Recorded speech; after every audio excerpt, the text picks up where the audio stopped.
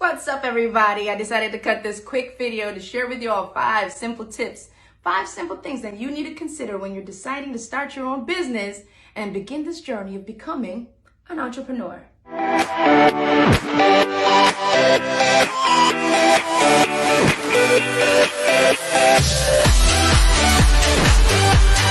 So this is how it works. When I do all these consults, so many people book consults, we have conversations, things that they need to consider, and I share this information with entrepreneurs or startups over and over. Today I get to share those same simple information with you. After you've done market research, writing a business plan, see, some people get that nitty-gritty and down to the details. After you've done all of that, here's what I need you to consider.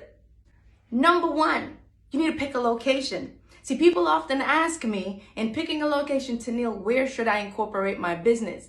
I know I live in Maryland. I know I live in DC. I know I live in Virginia. I know I live in Florida. Regardless of the state that you live in, you need to consider where will be the best place for you to incorporate your business. See, the things that you need to consider in the midst of doing that is the effects of state taxes. Some people incorporate their business in Delaware. I know you've heard that before. Incorporate their business in Delaware because they want to what? Avoid certain type of tax implication, but also there's benefits that come to it. People do it in Texas. People do it in Florida. People do it in so many different states. And if you don't understand why incorporating in another state is a benefit, got to book that consult. Let's have that conversation and figure out, according to what you're trying to do, where it works best for you. Number 2, second thing that I want you all to consider is you need to decide on your structure. What does that mean? How are you going to incorporate? People want to quickly jump to what? I want to be an LLC. Think about your structure. There's so many different ways you can formulate your company. You could be a sole proprietor. You could be a single member LLC, which is considered disregarded entity. You could be a multi-member LLC, which eventually kicks you into partnership. You could be a corporation.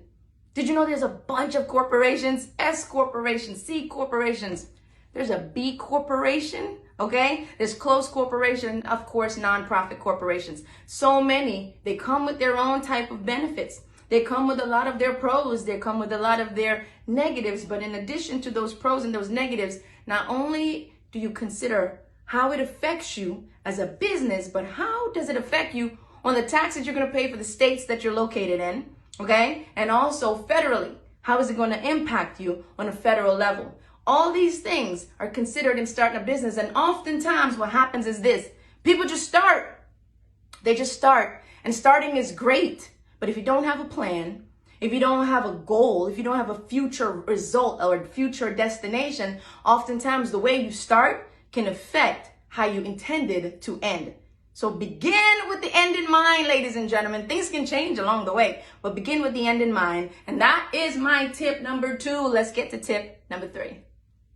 Tip number 3, have you considered a business name? Okay, let's get to the business name. A lot of us, we've got cool concepts. Business names are great. I love business names and I like being very strategic about my business name. But when you get your business name in place, you got to research in your own state whether that business name is available. Here's another thing that I need you to consider. It may be available in your state, but does somebody on a federal level already own it? Quick story. I did it. I incorporated a business, a third business, in the state where I'm located right now. Would you believe that legally another law firm contacted me to let me know that they already own the name, they trademarked the name, and therefore I need to dissolve my business entity. See, these are the things that some people don't consider. You think about where you're located, but you don't consider a federal impact on it. So when you're choosing a business name, guys, I need y'all to think about this. Is it available in your state? Research to see if it's available in your state or the state that you plan to incorporate your business. Next thing, research on a federal level. Does somebody already own this name? Have they already trademarked it? Is this company a company that you plan to grow over the X amount of years and you plan to have it in your business and in your family generations and generations to come? Therefore, think about trademarking it where you own it. Nobody else can own it in any other state, all right? The other thing that I want you to think about when you do that, guys, there's something called annual reports. Just because you bought that name in the state that you incorporated in doesn't mean you own it forever. It's a rental fee, guys. So every single year, or every 2 years, depending on the state that you do it in. Those states are going to send you information. They want you to renew. You rented the name when you got it. If you plan on continuing the business year after year after year, you got to pay that annual report fee, a renewal fee. It comes with it, guys, all right? And then in addition to that, your states also require something called personal property tax return. We can get into it. We can talk about it. If you don't know anything about what I'm talking about, book that consult so we can chat about it, all right? Let's get to it. Number 4, ladies and gentlemen, number 4 that I want you to consider is go get that federal tax ID number, all right? Federal tax ID, licenses, and permits. Here's how the federal tax ID works. It's your EIN, employer identification number. Just like how you as an individual have your social security number, okay? Just like you have a social security number, your business has its own identity. EINs, all right? These are free, but you got to go to the IRS website, get it. You can get it for free. If you don't know how to do it, that's when you pay. If you said, "Nuh-uh, Tennille, I paid for that," you paid for it because you didn't know how to go get it for free. And then there's also those people who say, "I don't care if it's free. I need some help. Just get it done so you're okay with paying for that services." So get your EIN. In addition to that, consider some things, ladies and gentlemen. Even though you got in business, there are rules on a state level, rules on a local level, rules on a federal level. On a state level, you got licenses and permits, okay?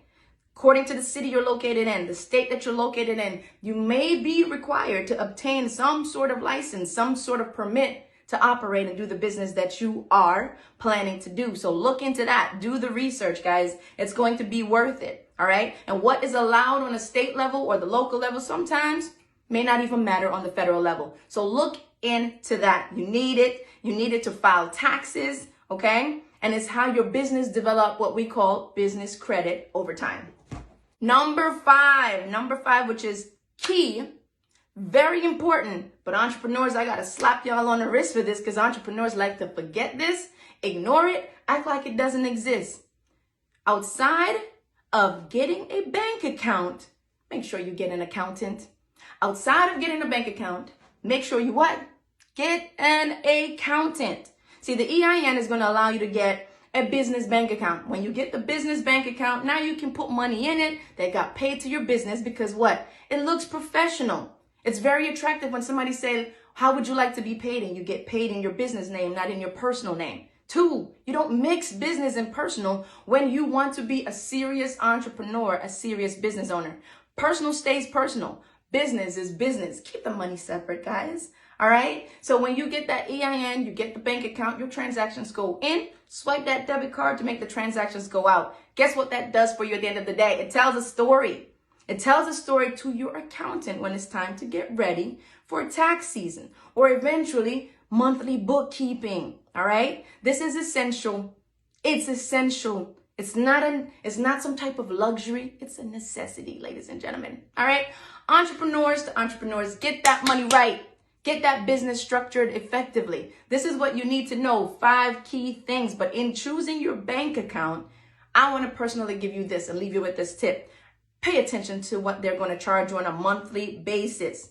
What are their monthly fees? What are their daily minimum balances for you to have this bank account, okay? Because they charge you every single month. I don't think it's smart to pay to have a bank account just because you can't afford to maintain the daily balance, all right? That's me. Consider their interest rates. Just because you bank there on a personal level doesn't mean you need to bank there on a professional level. Think about that, all right? And then transaction fees. Some of them, it's a certain amount that they give you for free. And then when you surpass that, you start being charged for it. So pay attention to those tiny tips. Once again, these are 5 key tips for entrepreneurs, whatever you need to consider, what you need to know when you're considering to start a business, or maybe you're already in business and just need to understand what you're doing a little bit more. Until then, talk to you guys soon. Hope that was helpful.